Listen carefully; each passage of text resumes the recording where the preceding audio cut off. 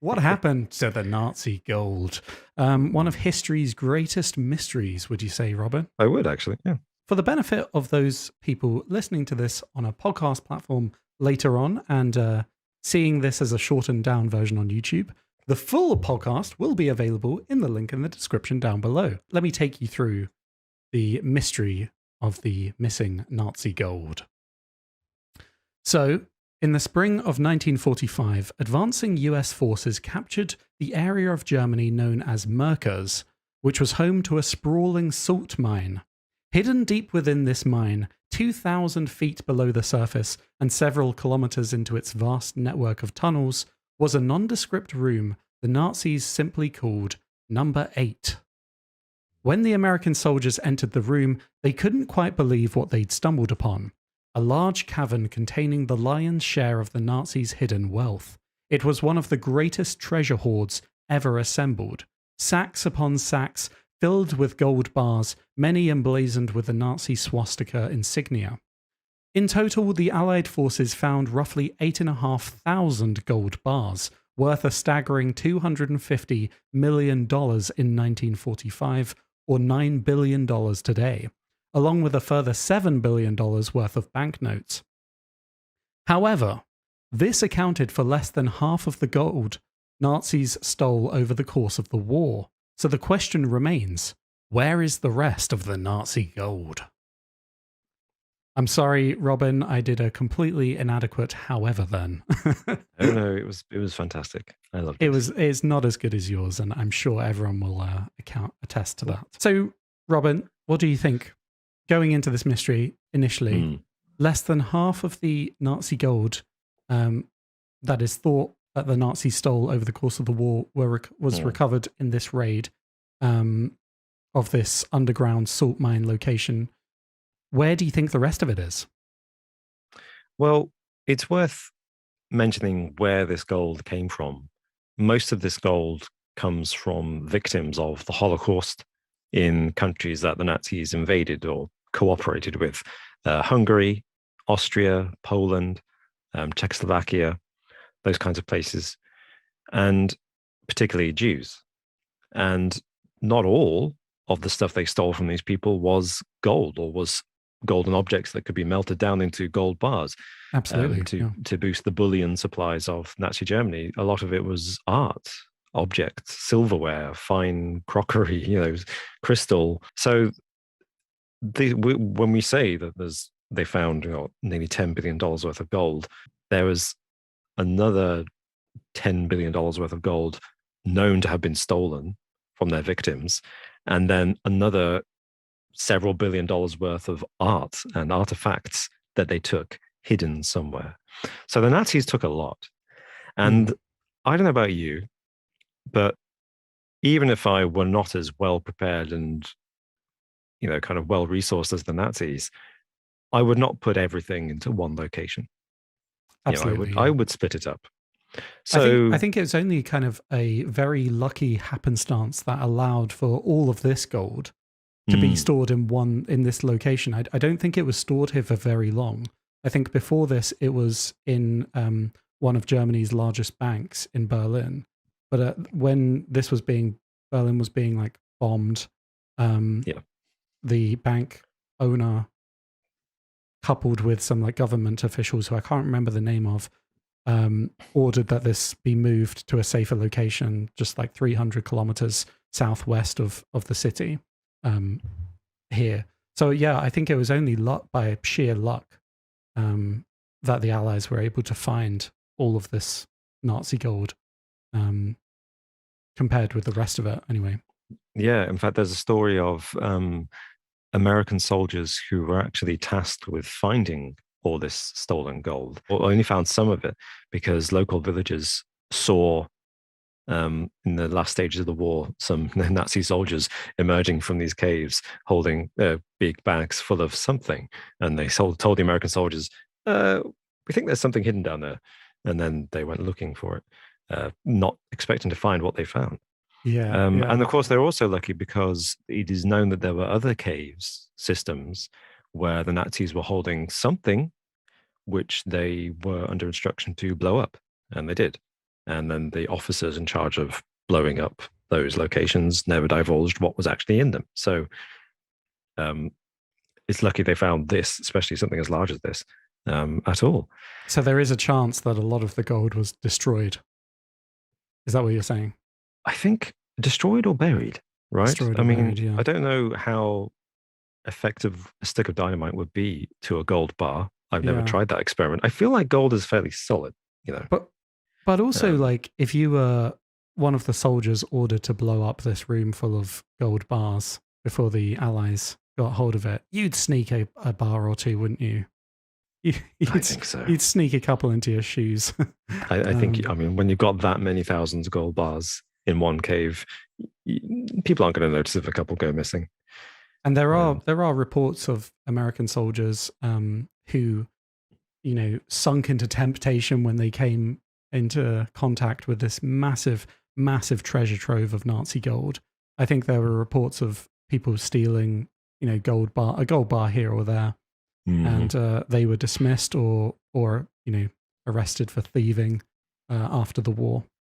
There was one notable example, a very high-ranking American officer who ended up decorating his digs in Europe entirely with goods reclaimed from the Nazis. But Robin, I think it's easy to say that when this was discovered and maybe other caches of Nazi gold, it's clear that little bits here and there were probably taken and melted down by soldiers and are probably hanging up in veterans' homes all across the world.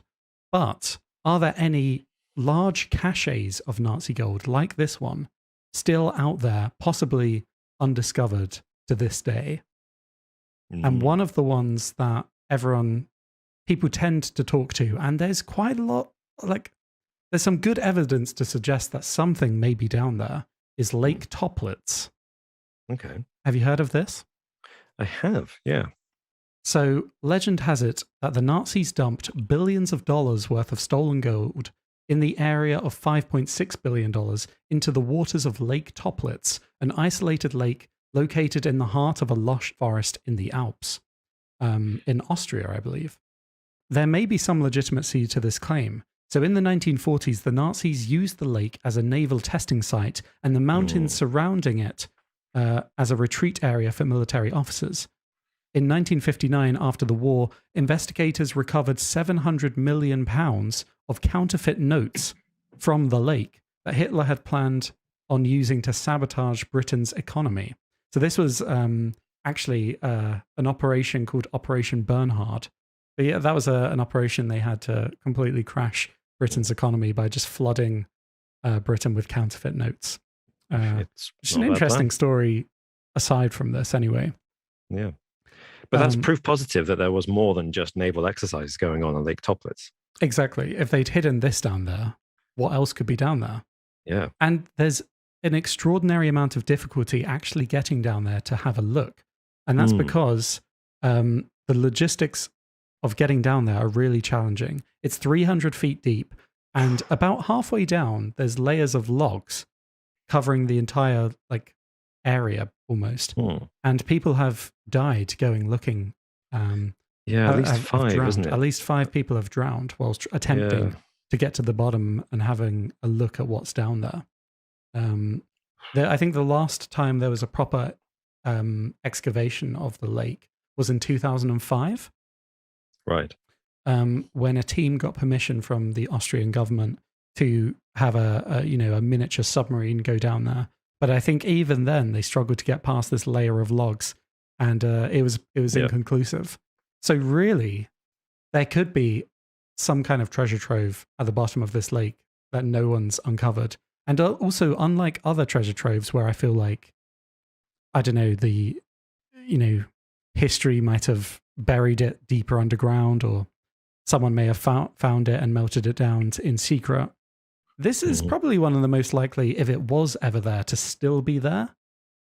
Yeah. What do you think? I mean, that sounds very plausible. Like I agree with you entirely. If there is something down there, and that's a big if, then it's going to still be there. Chances of somebody having secretly found it and taken it away highly unlikely, just because it's such an operation to get down there. And then if you find something substantial, like, I don't know, $1 billion worth of gold, you're not going to be able to easily lift it out in secret without a big operation. So I think if there is something down there, it's still there. Absolutely. Yeah. Yeah. The question is, would they dump it there? I mean, to be honest, with the Nazis, it's tempting to say they're capable of anything. I would never underestimate the Nazis. Well, it seems like such a logistical issue to actually, even in 2005, to get to the bottom of this lake, to find out if anything's down there. Yeah, would they? Because surely they would put it down there with the hopes that they could come back later and get it. Yeah, well, this goes back to what I was saying about how there are known examples of caves containing something in the mountains in Germany and Austria that Nazi officers in charge of safekeeping destroyed the entrances, brought mountains down on top of, literally. And the sole purpose was to, middle finger to the Allies. And of course, sorry, I should say, the victims from whom they took all this stuff. It was saying, you will never get your goods back, and you will never know exactly what we did. So I can see in the last stages of the war, maybe that kind of fanatical officer saying, we're going to dump all this gold, and all the Nazi soldiers doing the actual dumping, crying tears of sadness as they just tipped it into the lake, knowing it will never be recovered. Yeah. I agree. I think that makes sense. And Doom in the chat has quoted you, Robin. It's quite an unfortunate quote. I would never underestimate the Nazis, Robin 2022. Well, this isn't the only possible cache of stolen Nazi gold the Nazis may have hidden. One popular theory that emerged in the last few years, it's been a bit quiet in the last couple of years, but for a while there, it was making a lot. It was doing the rounds. It was making a lot of attention worldwide. So in the final days of World War II, a train allegedly left a station in eastern Poland, heavily laden with gold, jewelry, and artifacts, all looted by the Nazis during the war. It was driven into a system of tunnels under the Owl Mountains in the south and was never seen again. It was supposedly buried in a warren of mines and tunnels created by the Nazis as part of a secret project. And despite several high-profile searches in the area, this mystery Nazi gold train has yet to be discovered. But in 2015, and this was what made this theory regain popularity, two men named Peter Koper and Andreas Richter hit the headlines because they claimed to have evidence that the train existed, and they showed a photo taken with ground-penetrating radar taken near the city that allegedly showed an armored train, under the ground. And they were in the news seeking permission from the government to excavate the site, which they did eventually secure. However, they dug the area out in 2016 where the photos were taken, and it was actually discovered to be a natural ice formation. Yeah. Well, what do you think? Well, I mean, I think there are reports that this train did leave the station at this specific time, laden with all of these gold and jewelry. So maybe it exists somewhere, or maybe it was just going to another, stash somewhere else, and it could possibly be part of the stash that was discovered. Yeah, well, that's what's interesting about it, is that there is a precedent for this, which is the Hungarian gold train, which is the gold train discovered, or intercepted, I should say, by the Allies in the final stages of World War II, that was transporting all the stuff they'd looted, the Nazis had looted, from Hungary. And it was meant to be hidden, but it was luckily intercepted by the Allies, and on the train was at least, I think, the equivalent of $4 billion worth of goods in today's money. But even that has a mystery attached to it, because it didn't just contain gold and valuable objects. It also contained loads of art, about 200 paintings. And we know this because they have the records of the itinerary, or the inventory, sorry. And when they intercepted the train, although the inventory said there are 200 paintings, those paintings were nowhere to be found on the train. And as far as we know, they've been lost to history, and there are people still trying to track them down today. So there's a precedent for this kind of thing. We do know that the Nazis were transporting gold in large amounts, not just a few $100,000 worth, but billions of dollars worth on single trains, huge trains with hundreds of soldiers on across Europe in the final stages of the war. So it's quite plausible, I think. This myth of the Nazi gold train is quite plausible. And as you said at the beginning of this whole discussion, an estimate, and it's admittedly a rough estimate, of the amount that the Nazis stole, only half of it has been recovered. Yeah. So the other half is out there somewhere. Yeah, it's an important point to make as well, that these are only rough estimates. But I think that is enough of a distinction that at the time, all the world powers were basically sure that they hadn't recovered, anywhere near the amount that had been stolen. And even if they're out by a few $100 million, you're still just talking about a significant amount of goods and gold. In fact, very recently, in the last couple of years, historians uncovered a stash of documents that was actually being held in the safekeeping of a secret society in Poland. No way. What? Yeah, I know. Actually true. It was a secret society who had dealings with the Nazis. They cooperated with them in Poland throughout the Second World War. And an SS officer entrusted all his documents to the secret society shortly before he was arrested by the Allies. And they buried these documents so deeply that the secret society claimed they didn't know about them until a couple of years ago. And then they found them again. Wow. Historians doing some research, and they handed them over to the authorities. And when translating these letters, they found one letter from the SS officer to his lover, who was in the town where the secret society was based. And this letter talks about the dozens of chests of goods and gold that the SS officer brought to that village, that town. And the letter says, "I've buried it where you told me to. The location is yours to know." Wow. And apparently, in total, this stash of documents reveals 11 locations where gold has been buried. And they started looking for it in 2020 in the grounds of an 18th century mansion, a palace. Excellent. Actually, nice. In Poland. Now, of course, because the SS officers would only live in the best places. So they believe that at least one of these 11 stashes is in this 18th century palace on the grounds somewhere. But that's the latest news. They haven't announced that they found it yet, and they haven't said where the other 10 locations are. So if you were the secret society, do you think they'd translated this and were hunting it down themselves? Ooh. Or do you think they're kicking themselves that for decades they didn't even bother with translating these?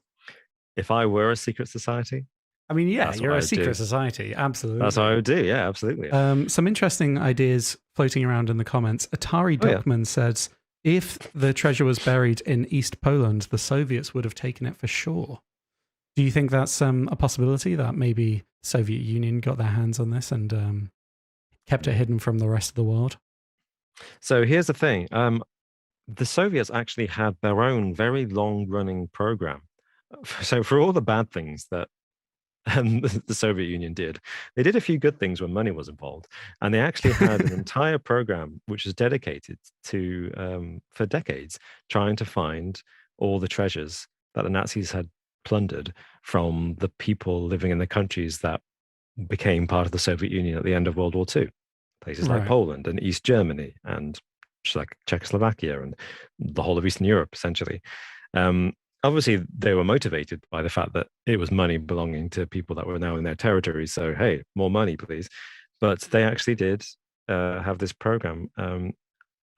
They didn't find much. But then, of course, we get into the area of how much do you believe the official story from the Soviet government? So they had this program, which was definitely doing hard work to try to find all these lost treasures. But they claim they didn't find much. Yeah, but that's of course, a bit convenient, isn't it? Yeah, it's the Soviets. Do you trust them? I don't know.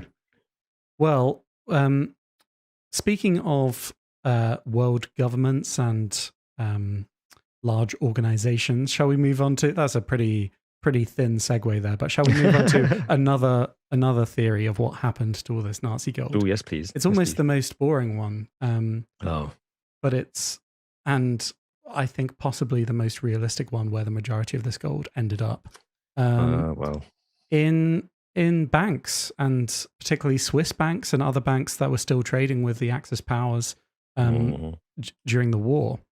So in an effort to remain neutral, Switzerland continued to trade with the Axis powers during the war, and large Swiss banks, along with companies such as Nestle, just if you needed another reason to hate Nestle, really? accepted Nazi gold, knowing full well, the atrocities that had to have happened for that gold to be obtained.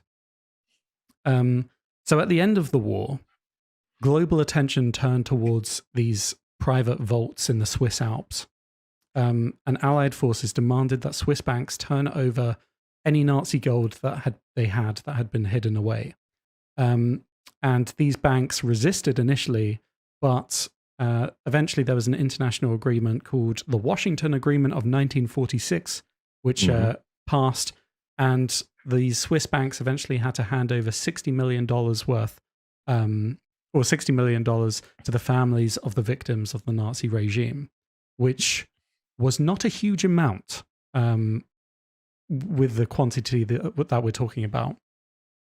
In 1962, a law was passed which forced banks to identify accounts that remained dormant and reclaim that money. So this wasn't necessarily just, Nazis that had accounts with these banks, but through this law, a further $15 million was recovered. So this just showed that the previous rule was completely inadequate, and who knows how much was left over after this. Then in 1996, the World Jewish Council formed an independent committee to investigate the involvement of Swiss banks during the war, and they found they had accepted over 100 tons of Nazi gold and paid only 4 tons back. Wow. And I think there was a huge lawsuit in the early, they sued them, early didn't they? 2000s. And I think there was a huge amount a large amount that was paid back, like several billion. But ultimately, after 60 years of having this gold and this money, and I think it was still just couldn't possibly. Well, gold pay isn't back traceable. There was also another repository for some of the gold, perhaps. And this is a rumor which is strongly denied by the organization to this very day. But in 1996, at the same time as that committee was formed, a document was declassified from American intelligence. I think it was called the Bigelow Report. Oh, yeah. And this was written in 1946 by a US intelligence agent called Bigelow. And in that report, he claimed that agents in Europe had told him that the Vatican had confiscated to look after 350 million Swiss francs worth of Nazi gold, which is I think nearly 2 billion today. Yeah, over 1.5 billion. And the British had confiscated about impounded 150 million of those francs at the Swiss border, because clearly they were policing the borders, and the British got 150 million of it, but that still left 200 million unaccounted for. And apparently separate reports from the Bigelow report claimed that the Vatican had taken in about 200 million Swiss francs worth of gold in 1945. Wow. Coincidence? Yeah.